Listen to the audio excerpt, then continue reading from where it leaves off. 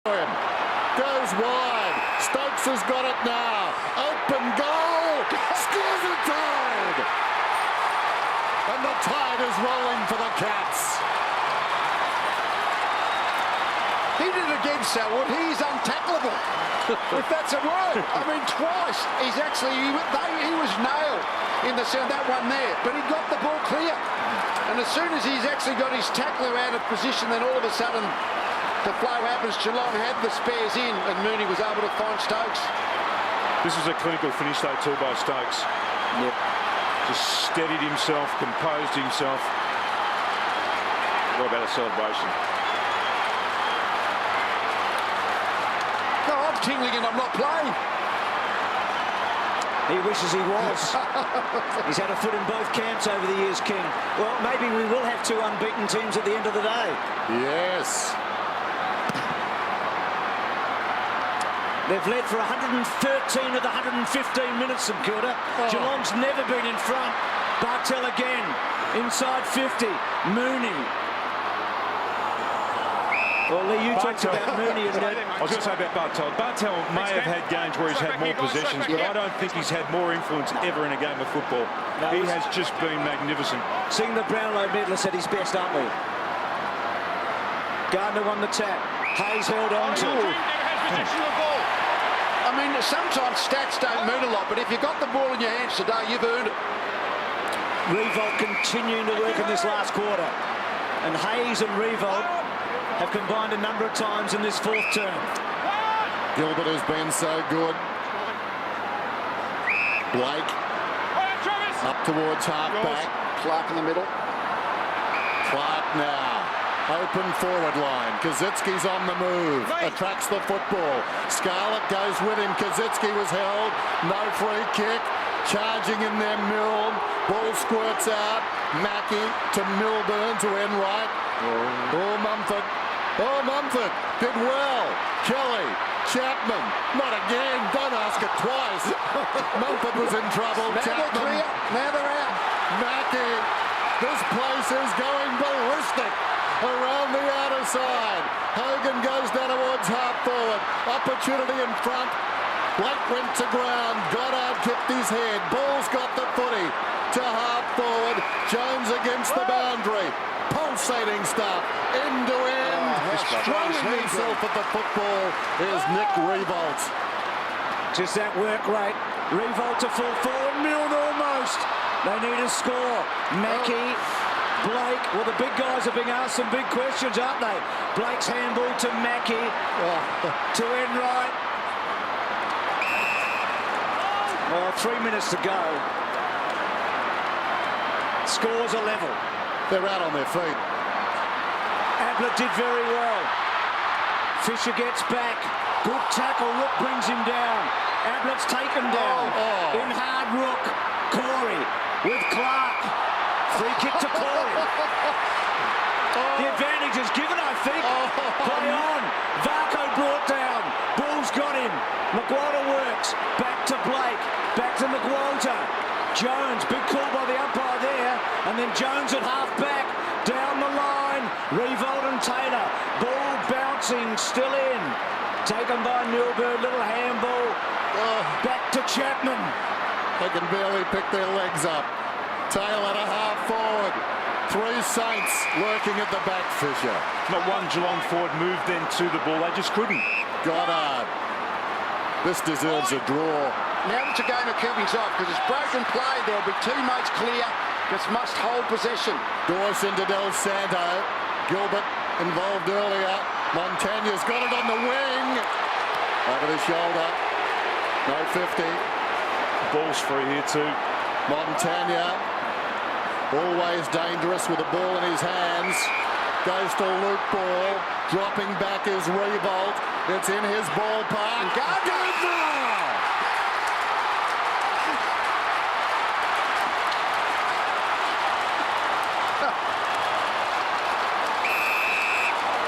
The giant from the west. The cat is down. He hasn't moved. Well, he is moving slightly. That's Harry. Harry Taylor. Oh.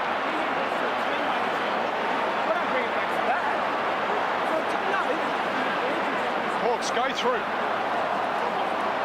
Chamber, go through, mate. Chamber, go through the end zone. The other way, mate. Chop out. The runner just going out there and telling the Geelong players how long there is to go of this last quarter as well, so they'll know they've got one last chance to launch a scoring opportunity should this be a goal.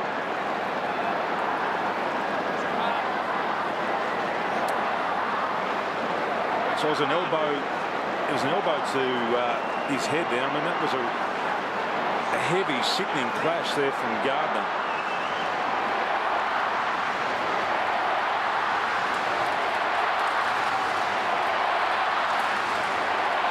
Harry seems to be on top of things, just taking his own mouth guard out. Hopefully he's okay. What a marvellous mark it was by the giant from the west. Another West Australian paying the price.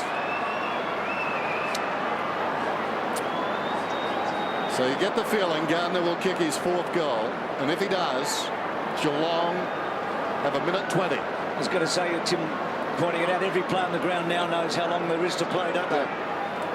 It's a good point. They're both huddling too. They're all in there on a group, just talking about what they need to do to play this game out.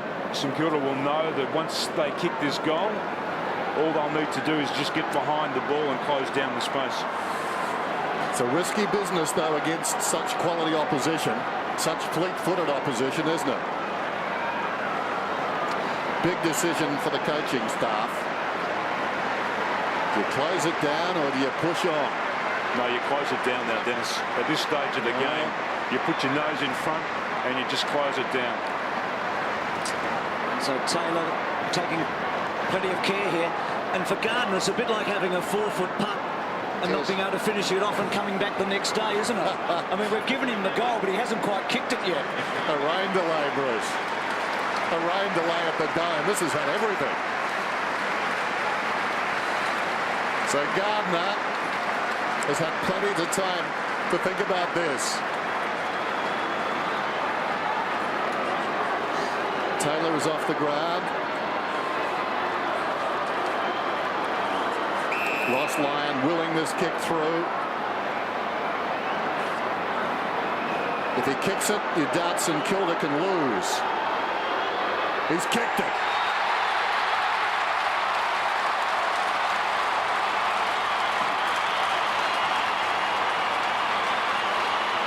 That's been a really valuable contribution by Gardner, those 4 goals. And basically, generally speaking, ruckmen are poor defenders. They haven't really got the speed to go with their direct opponent. And again, we've seen King, Blake, looking sort of real defensively. If your opponent jumps, you've got to jump yourself. But Blake just didn't quite have the speed to get in there. And when Gardner launched himself at it, he's kicked some very valuable goals.